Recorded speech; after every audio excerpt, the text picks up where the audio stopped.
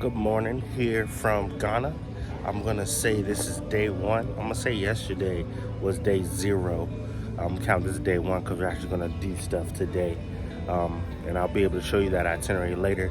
But yeah, we are outside of our hotel. Like I said, the Lancaster Hotel. It's really beautiful out here. That's a pool back there. There's a little bar behind me. Probably gonna check out that later tonight when we can get back.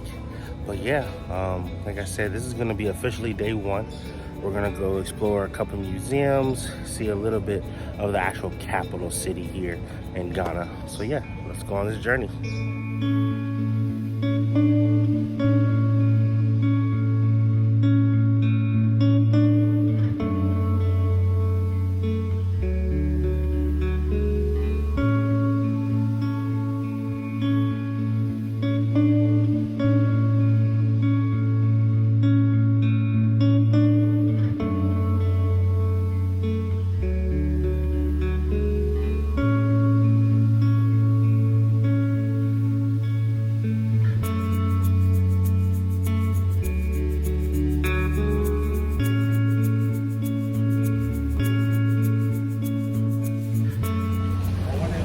Going on. So right now we're at Independence Square.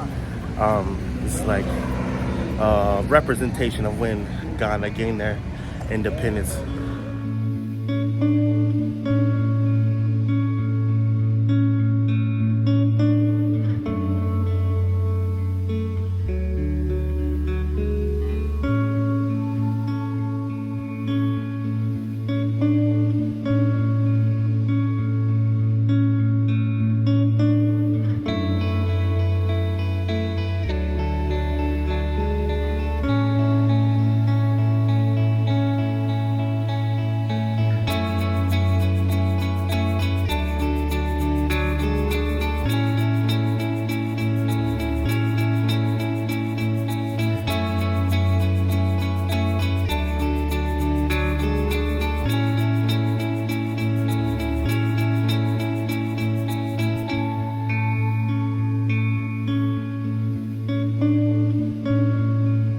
Right, so like I said, now we're in front of the Arc of Independence. This is just a memorial, like I said, when Ghana gained their independence. We're a little bit closer now, so I just wanted to show everybody. So I'm on a tour here, called African Travelers. You can look them up. If you want the information, I'll probably put their information in the bio of this video. But yeah, so we're gonna be experiencing a lot of different things here while we're in Ghana. This is just one of the first stops for today, for day one, officially. All right, so now we're about to walk into the Nkrumah National Park. Excuse me if I said that completely wrong. Right now, the group of us are waiting in the library right now before our tour starts. We're gonna have a little tour guide here with us. So hopefully I can get them to explain more about this place. But yeah, this is the next place we're going to here on day one. Let's get it. So one thing I did find out is this is the very first president of Ghana's vehicle. It's right here, like I said, in the museum area that we're in. That is him right there. Very first president of Ghana.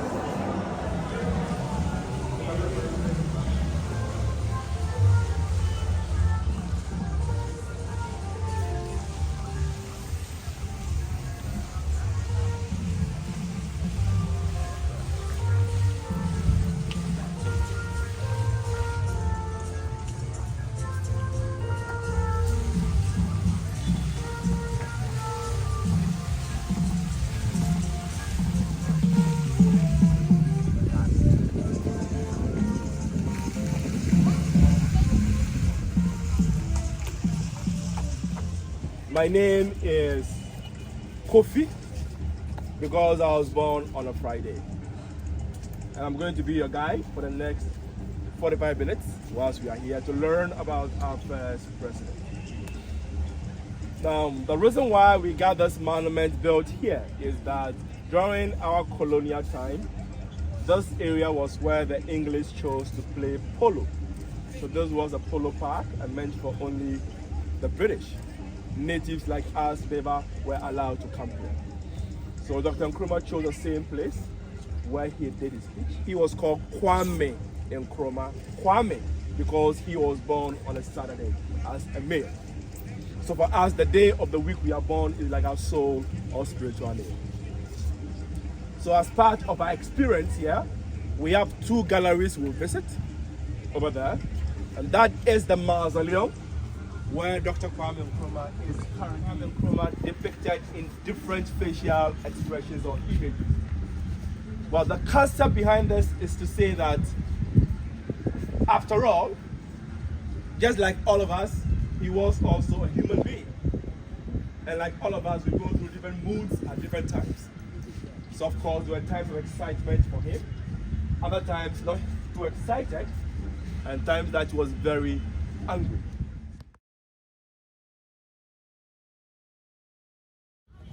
So like our tour guide said, this is the memorial for the first president of Ghana.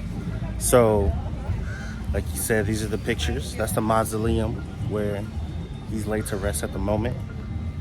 And there's a couple pictures of him. And then I also have the most famous quote he is known for, which says, "I am not African because I was born in Africa, but because Africa was born in me." I know a lot of people, especially a lot of people from the United States, probably resonate with that perfectly, because basically no one there was born in Africa. But like I did find out recently, mostly that I'm Nigerian, have a little bit of Ghanaian in me as well, and of course I have a little bit of English in me as well. But of course that was probably known. But yeah, mostly Nigerian, and then also mostly Ghanaian as well. So it's cool to be here. Like people say, visit the motherland where you're from. Was one of Kwame Nkrumah's statues that was made after independence. Originally, a complete statue. In fact, in 1961, Muhammad Ali visited Ghana. And during his trip, he took a photo of the statue, which we got in the museum. And that stood in front of our old parliament building, just across the street. But then in the year 1966, 24th of February, his government was unfortunately overthrown in a military and police coup d'etat. So in the process, a lot of his things were also vandalized. So we lost some of the parts. But whilst in jail, his popularity got him elected. He won elections from jail into our first parliament. So they had to release him prematurely. He came out and went with them as leader of government business until 6 March when we gained independence. So he chose those grounds for his speech. And Ghana was the first country south of the Sahara to gain independence. So I would say on that day, the whole of US civil rights was here. Because somewhere in the crowd listening to him that night was Martin Luther King Jr. He came to these grounds the day Nkrumah made his independence speech. So later we saw pictures of Muhammad Ali coming, Malcolm X came, Louis Armstrong was here, Maya Angelou has been here, Du Bois came to live here, and others as well. And because Ghana was the first to gain independence south of the Sahara, during his speech out there, he said, amongst other things, that Ghana's independence was meaningless unless it was linked with the total liberation of the African continent. And often in our villages in Africa, when our farmers are from their farms and tired, they would also rest under a shade of a tree. So he's buried down there, and we believe he is also resting under a shade of a tree. And the black star up there stands for all black people, a symbol adopted from Marcus Garvey.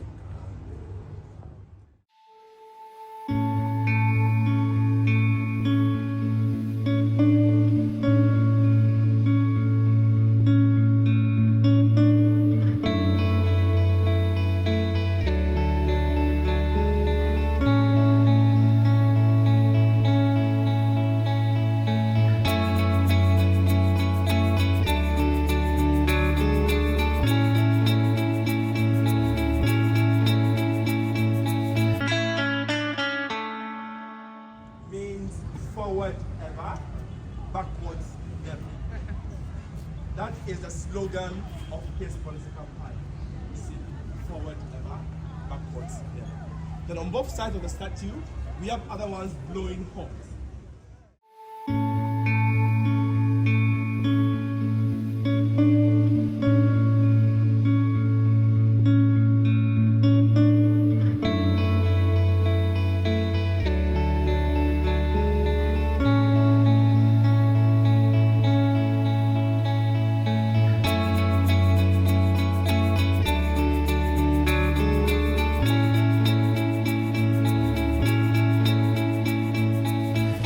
So, like my tour guide was saying, this is the memorial of where he was buried, the first president of Ghana. I don't know if I put that in the video or not, but these horns right here, there's 7 on each side. What they believe represents the 7 days of completion, like you have 7 days of a week. So they blow these horns, especially to respect people that have passed. And then that's the statue right there behind us. The statue is facing this way, and you see the back behind it because it stands for Africa always forward, never behind. Africa always needs to pursue to go forward. I caught us at a good time because it looks like they're playing a song, and then they're blowing the water out at the moment. These are some of the things you get to see when you come here to Ghana, or what some people say, you see when you come home.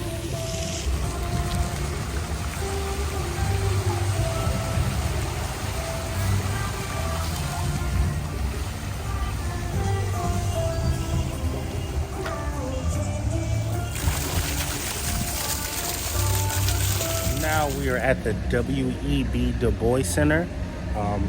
He came here to Ghana. He was actually invited here, and he decided to just stay and live here for his teachings.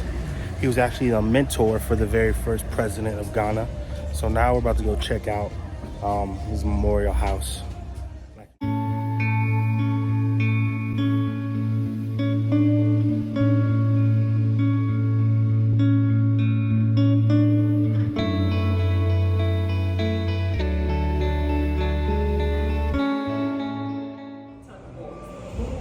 This was his house. He lived for only 2 years. It was a gift to him by Ghana's first president, Osage for Dr. Nkrumah, in the year 1961, when he was invited to come here and edit a document, of which we have right here. There's 3-step books called the Encyclopedia Africana, Dictionary of African Biography. Now this book talks about the histories about Africans, who we are, what we have, what we can use our resources to gain what we want. All descendants of Africa coming as one, fighting for our rights and our freedom. He died right in this room on the 27th August 1963. Guess what? It was the day before the March on Washington held by Martin Luther King Jr. In this room we have up to 1,500 books right here. Some of the books were written by Dr. Du Bois himself. Now we have from this top shelf to the 5th one written by Dr. Du Bois. The last part was written by the second wife, Mrs. Shirley Graham. Whilst coming to Ghana, Dr. Du Bois came along with the rest. We have these 2 top shelves, the red books. They are of the same book, the books entitled In Battle for Peace.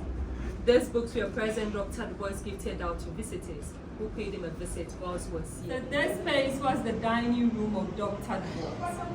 We have the kitchen block right here. This hole we see leads to the kitchen. So when food was prepared, it was sliced through this hole, then to the dining room. We have the walls of some civil rights leaders. We have young Dr. Du Bois himself. That's the first wife, Mrs. Nina Goma. Now with Nina Goma and Dr. Du Bois, they got married for 54 years. Had 2 kids, a boy and a girl. The boy died only 18 months after birth due to diphtheria. The girl lived to the age of 60 years, died due to heart attack the very same year Dr. Du Bois was preparing to come to Ghana. So he was sad he had to bury his only daughter before coming. In London, she completed Fisk University, just like Dr. Du Bois. So we have an extension to the building, which we call the Seminar Hall. It's now dedicated to all civil rights and Pan-African leaders. We have presidents and prime ministers who helped in fighting for our rights and our freedom.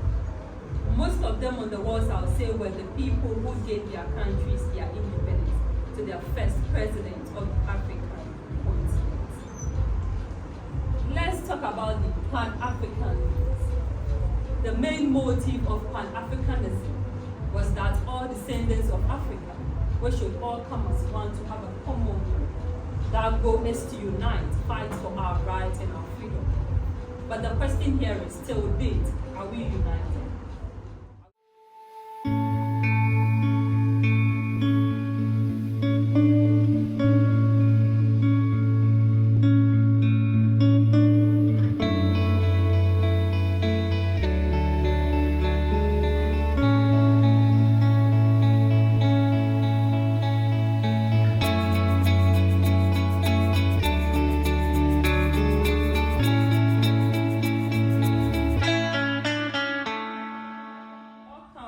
Final resting place of Dr. Bois. We have him right here. In this box, we have the ashes of the second wife, Mrs. Shirley Graham. She died in China due to breast cancer, but made a request before her death that she wanted her body or ashes to be brought back to Ghana. Because when they came here, they obtained Ghanaian citizenship. They were Ghanaians when they died, wanted to be buried home and next to the husband. So we have it right here. The caps and the flags we have in this room are the schools they attended and the schools he taught. His fraternity, Alpha Phi Alpha. We have some pictures of state burials given to him 2 days after his death. Now please lift your head. The roof, what does it look like? Spider web. A spider's web. So we say Dr. Bois to be just like a spider. Because sometimes you might see the web, but not the spider. But it tells you there was a spider here. Just like Dr. Bois, anywhere he goes, anywhere he pays a visit, we'll make sure to leave a trace, a legacy, something for remembrance. So I'm back at the hotel already. Unfortunately, I didn't film at all. The last spot we went to the culture center, which is pretty much the market, and it was crazy. Literally non-stop, they come at you, and if you want to buy something, you want to buy a necklace, if you want to buy a pen, if you want to buy jewelry, if you want to buy dresses, you want to buy shirts, just constantly on top of you. And I didn't feel like filming would have been like safe for me because, like I said, they were constantly on top of me. But I did get some cool things. Maybe I'll show a little bit. I'll definitely show a little bit when I get back to the room. Charge my phone up a little bit. My phone is about to die. But yeah, went to the culture center. So I hope you enjoyed what I showed to you today. And it was a very good first day. And then about to go back to the hotel. Well, I'm at the hotel now. I'm going to clean up a little bit, go eat dinner. There's a casino here. I may go to the casino for a little bit. We'll see what happens there. But yeah, I say a successful official day 1. Hope to see y'all on day 2. Let's get it in Ghana.